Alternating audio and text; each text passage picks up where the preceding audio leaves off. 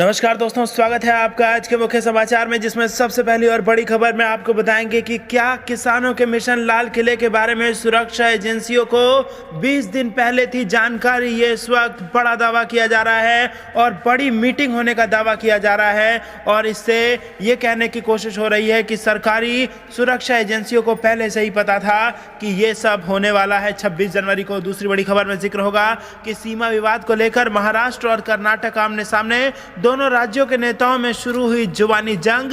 और तीसरी बड़ी खबर में जिक्र होगा कि बिहार में किसान नहीं बेच पाए धान, फसल में नमी के कारण पैक्स ने खरीदने से कर दिया इनकार, सरकार से समय बढ़ाने की है मांग। तो दोस्तों, हर एक खबर की गहराई में आपको ले जाएंगे, लेकिन उससे पहले अगर आप भी देश के किसानों के साथ खड़े हैं तो आप अभी इस वीडियो को लाइक कीजिए और इस लाल बटन को दबा के इस चैनल को फ्री में सब्सक्राइब करके घंटी बजाकर कमेंट में लिखिए जय हिंद। दोस्तों, रुक करते हैं तमाम बड़ी खबरों की तरफ। किसानों के मिशन लाल किला के बारे में सुरक्षा एजेंसियों को 20 दिन पहले से ही थी जानकारी, हुई थी मीटिंग। जी हां दोस्तों, 26 जनवरी को किसानों की ट्रैक्टर रैली के दौरान भड़की हिंसा को खुफिया तंत्र की नाकामयाबी बताया जा रहा है, लेकिन सूत्रों की माने तो एजेंसियों को करीब 20 दिन पहले से ही यह अंदेशा था कि प्रदर्शनकारी लाल किले में सेंध लगा सकते हैं। जनवरी के पहले हफ्ते में इंटेलिजेंस ब्यूरो के स्पेशल डायरेक्टर की अध्यक्षता में उच्च स्तरीय बैठक की गई थी। इस बैठक के दौरान यह ब्रीफिंग दी गई थी कि प्रतिबंधित संगठन सिख फॉर जस्टिस लाल किले पर खालिस्तानी झंडा फहरा सकता है। बैठक में इस स्थिति से निपटने के लिए प्रबंधों पर भी चर्चा की गई थी। मीटिंग में रॉ, एसपीजी, हरियाणा पुलिस के वरिष्ठ अधिकारियों के अलावा दिल्ली पुलिस के 8 शीर्ष अधिकारी, इंटेलिजेंस ब्यूरो के 12 टॉप ऑफिसर शामिल थे। अलगाववादी संगठन एसएफजे साल 2007 में बना था। यह अमेरिका स्थित संगठन सिखों के लिए अलग खालिस्तान की मांग करता है। इससे पहले एसएफजे ने गणतंत्र दिवस के दिन लाल किले पर खालिस्तानी झंडा फहराने वाले के लिए $3,50,000 की इनाम राशि की घोषणा की थी। सूत्रों के मुताबिक बैठक के दौरान यह भी चर्चा की गई थी कि लाल किले को 20 से 27 जनवरी के बीच बंद कर दिया जाए और इसको लेकर दिल्ली पुलिस से भी जवाब मांगा गया था। सुरक्षा एजेंसियों को भी दिल्ली की ऐतिहासिक और राष्ट्रीय महत्व रखने वाली इमारतों पर सुरक्षा बढ़ाने के निर्देश थे, ताकि कट्टरपंथी सिख और एसएफजे की ओर से किसी भी तरह की गलत गतिविधि को होने से रोका जा सके। एक शीर्ष अधिकारी ने समाचार एजेंसी एएनआई को बताया, बैठक के दौरान अधिकारियों ने कहा कि सिख हर साल गणतंत्र दिवस को ब्लैक डे के तौर पर मनाते हैं और इस साल इन संगठनों के कई नेता देश में चल रहे किसान आंदोलन में मौजूद हैं। दिल्ली की सीमाओं पर प्रदर्शन कर रहे किसानों को भी इन कट्टरपंथी नेताओं की तरफ से आर्थिक फंडिंग मिल रही है। 26 जनवरी को दोपहर 12 बजे के आसपास एजेंसियों को यह भी इनपुट मिला कि ट्रैक्टर रैली निकाल रहे किसान पीएम आवास, गृह मंत्री आवास, राजपथ, इंडिया गेट और लाल किले की तरफ भी बढ़ सकते हैं। यह मैसेज दिल्ली की सुरक्षा में लगे सभी पुलिस अधिकारियों को मिला था। पुलिस कमिश्नर एसएन श्रीवास्तव ने बताया कि ट्रैक्टर रैली के दौरान भड़की हिंसा को लेकर दिल्ली पुलिस ने अभी तक इस मामले में 19 लोगों को गिरफ्तार किया है और 25 आपराधिक मामले दर्ज किए हैं। प्रदर्शनकारियों बैरिकेड तोड़कर दिल्ली में घुसे और कई इलाकों में हिंसा हुई। बता दें कि केंद्र के लाए 3 कृषि कानूनों के विरोध में बीते साल 26 नवंबर से ही दिल्ली के अलग अलग बॉर्डरों पर किसान आंदोलन कर रहे हैं। रुख करते हैं अगली खबर की तरफ। सीमा विवाद को लेकर महाराष्ट्र और कर्नाटक आमने सामने, दोनों राज्यों के नेताओं में शुरू हुई जुबानी जंग। जी हां दोस्तों, महाराष्ट्र और कर्नाटक के बीच सीमा विवाद को लेकर दोनों राज्यों के नेताओं में जुबानी जंग शुरू हो गई है। महाराष्ट्र के मुख्यमंत्री उद्धव ठाकरे ने कहा कि उनके राज्य की सीमा से लगते कर्नाटक के मराठी भाषा बहुल इलाकों को सुप्रीम कोर्ट का अंतिम फैसला आने तक केंद्र शासित प्रदेश घोषित किया जाना चाहिए। इसके जवाब में कर्नाटक के डिप्टी सीएम लक्ष्मण सावदी ने कहा है कि कर्नाटक के मराठी भाषी लोग मुंबई को कर्नाटक में शामिल करने की इच्छा रखते हैं। बता दें कि महाराष्ट्र और कर्नाटक में भाषा के आधार पर सीमा विवाद का मामला काफी पुराना है। महाराष्ट्र कर्नाटक के बेलगाम, करवार और निप्पनी सहित कर्नाटक के कई हिस्सों पर भाषा के आधार पर दावा करता है। महाराष्ट्र और कर्नाटक के बीच यह सीमा विवाद सुप्रीम कोर्ट में भी चल रहा है। उद्धव ठाकरे ने क्या कहा? बुधवार को ही उद्धव ठाकरे ने पहले इस मुद्दे को उठाया। दोनों राज्यों के बीच सीमा विवाद पर लिखी किताब का विमोचन करने के मौके पर उद्धव ठाकरे ने कर्नाटक सरकार की उन इलाकों में रह रहे मराठी भाषी आबादी पर कथित अत्याचार को लेकर आलोचना की। उन्होंने कहा कि इन इलाकों को महाराष्ट्र में शामिल करने के मामलों में जीतने के लिए लड़ने की जरूरत है। उद्धव ठाकरे ने कहा, जब मामले की सुनवाई उच्चतम न्यायालय में चल रही है, कर्नाटक ने बेलगाम का नाम बदलकर उसे अपनी दूसरी राजधानी घोषित कर दी और वहां विधानमंडल की इमारत का निर्माण किया और वहां विधानमंडल का सत्र आयोजित किया। यह अदालत की अवमानना है। उन्होंने कहा, हम शपथ लें कि जब तक जीतेंगे नहीं, आराम नहीं करेंगे। अगर लंबित मुद्दे इस सरकार के कार्यकाल में नहीं सुलझे तो कभी नहीं सुलझेंगे।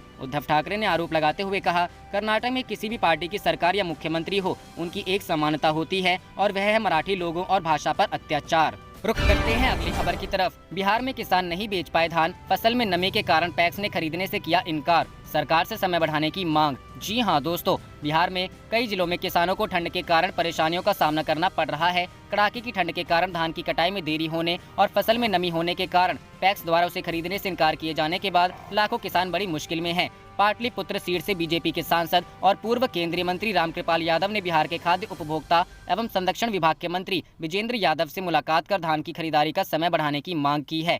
पूर्व केंद्रीय मंत्री रामकृपाल यादव ने बिहार के खाद्य उपभोक्ता एवं संरक्षण विभाग के मंत्री विजेंद्र यादव को पत्र लिखकर इस बात की जानकारी दी है कि किसानों ने धान खरीदने के संबंध में कई तरह की समस्याओं के बारे में उन्हें जानकारी दी है। दरअसल सरकार द्वारा 31 जनवरी 2021 तक धान खरीदने के लिए आदेश निर्गत था, लेकिन किसानों ने धान खरीदने के लिए समय बढ़ाने की मांग की है। किसानों ने पूर्व केंद्रीय मंत्री को बताया कि कड़ाके की ठंड के कारण धान की कटाई लेट से हुई है और धान में नमी होने के कारण पैक्स द्वारा धान लेने से परहेज किया जा रहा है, जिससे किसानों का धान खरीद नहीं हो पा रही है। किसानों का धान खलिहान और दूसरी जगह पर एकत्रित है। धान नहीं खरीदने होने से किसानों को आर्थिक और कई तरह की समस्याएं उत्पन्न हो रही है। इसलिए सरकार से आग्रह है कि 31 जनवरी 2021 को 31 मार्च 2021 तक धान खरीदने हेतु किसानों द्वारा अनुरोध किया गया है। रुख करते हैं अगली खबर की तरफ। सफल रही ट्रैक्टर रैली, जो हुआ उसके लिए पुलिस जिम्मेदार। राकेश टिकैत बोले, जारी रहेगा हमारा आंदोलन। जी हां दोस्तों, दिल्ली हिंसा के बाद किसान यूनियनों में विवाद के केंद्र में रहे भारतीय किसान यूनियन के नेता राकेश टिकैत ने बवाल के लिए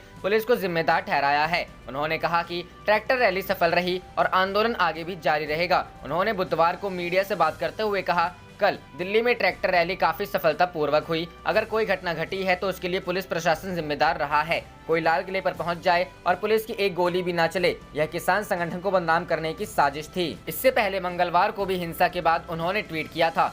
उसमें लिखा, शांतिपूर्ण आंदोलन और ट्रैक्टर परेड के लिए देश के किसानों को बधाई। किसानों में आक्रोश बहुत गहरा है, फिर भी उन्होंने आमतौर पर संयम का परिचय दिया। सरकार को किसानों के आक्रोश को पहचानना होगा। सरकार को हठधर्मिता छोड़कर देश हित में किसानों की मांगे मान लेनी चाहिए। कृषि कानूनों के खिलाफ चल रहे आंदोलन में दरारें दिखने के बीच बुधवार को किसान संगठनों ने 1 फरवरी का प्रस्तावित संसद मार्च रद्द कर दिया। उसी दिन संसद में बजट पेश किया जाना है। किसान संगठनों का यह फैसला राष्ट्रीय राजधानी में ट्रैक्टर परेड के दौरान भारी हिंसा के एक दिन बाद आया है। एक दिन पहले हुई हिंसा में करीब 400 पुलिस कर्मी घायल हो गए थे। किसान नेताओं ने हालांकि आरोप लगाया है कि मंगलवार की घटनाओं के पीछे एक साजिश थी और उन्होंने इस संबंध में जांच कराए जाने की मांग की। उन्होंने कहा कि कृषि कानूनों के खिलाफ उनका आंदोलन चलता रहेगा और 30 जनवरी को देश भर में जनसभाएं और भूख हड़ताल की जाएंगी। किसान नेता दर्शन पाल ने एक संवाददाता सम्मेलन में पुलिस पर भड़काऊ भाषण देने का आरोप लगाते हुए कहा, ट्रैक्टर परेड सरकारी साजिश से प्रभावित हुई थी। दीप सिद्धू आरएसएस का व्यक्ति है।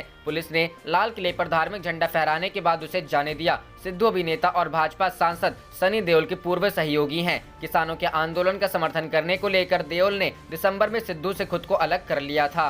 रुख करते हैं अगली खबर की तरफ। ट्रैक्टर परेड में हिंसा, मोदी सरकार पर बरसी तृणमूल कांग्रेस, पूछा क्यों नहीं थी सरकार को जानकारी। जी हां दोस्तों, दिल्ली में ट्रैक्टर परेड में हुई हिंसा के मुद्दे पर तृणमूल कांग्रेस ने नरेंद्र मोदी की केंद्र सरकार पर हमला बोला है। पश्चिम बंगाल की सत्तारूढ़ पार्टी ने केंद्र सरकार से पूछा है कि उसे इस संबंध में जानकारी क्यों नहीं थी। दिल्ली में 3 नए कृषि कानूनों के खिलाफ किसानों के प्रदर्शन को शांतिपूर्ण करार देते हुए तृणमूल कांग्रेस ने बुधवार को इस बात पर हैरानी जताई कि कैसे प्रदर्शनकारियों का एक समूह लाल किले में घुस गया और क्यों केंद्र के पास राष्ट्रीय राजधानी में ट्रैक्टर परेड के दौरान हिंसा की आशंका को लेकर कोई खुफिया जानकारी नहीं थी। तृणमूल ने लाल किले पर हुई घटना की स्वतंत्र जांच कराए जाने की भी मांग की। टीएमसी के वरिष्ठ नेता दिनेश त्रिवेदी ने यहां पार्टी मुख्यालय में संवाददाताओं को बताया, एक छोटा समूह लाल किला गया और सवाल ये है कि वो सुरक्षा घेरे को तोड़कर लाल किले में कैसे घुस गया। सरकार के पास पहले से सूचना क्यों नहीं थी? खुफिया इकाई क्या कर रही थी?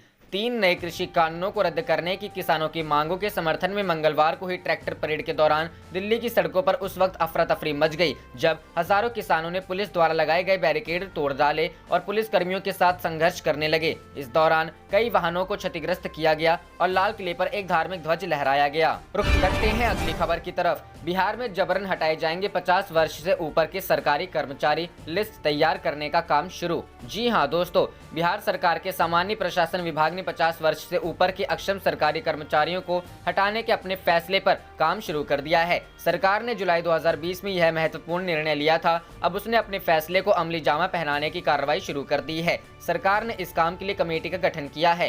3 सदस्यों और 4 सदस्यों की 2 अलग-अलग कमेटियां गठित की गई हैं। गृह विभाग के प्रमुख सचिव की अध्यक्षता में इस कमेटी का गठन किया गया है। यह कमेटी समूह के वाले अधिकारियों के कामकाज की समीक्षा करेगी। इस समिति में गृह विभाग के सचिव और एक IPS रैंक के विशेष सचिव के अलावा विभागीय मुख्य निगरानी पदाधिकारी को शामिल किया गया है। वहीं ग्रुप ख, ग और अवर्गीकृत कर्मचारियों के लिए दूसरी समिति गठित की गई है, जिसके अध्यक्ष गृह विभाग के सचिव होंगे।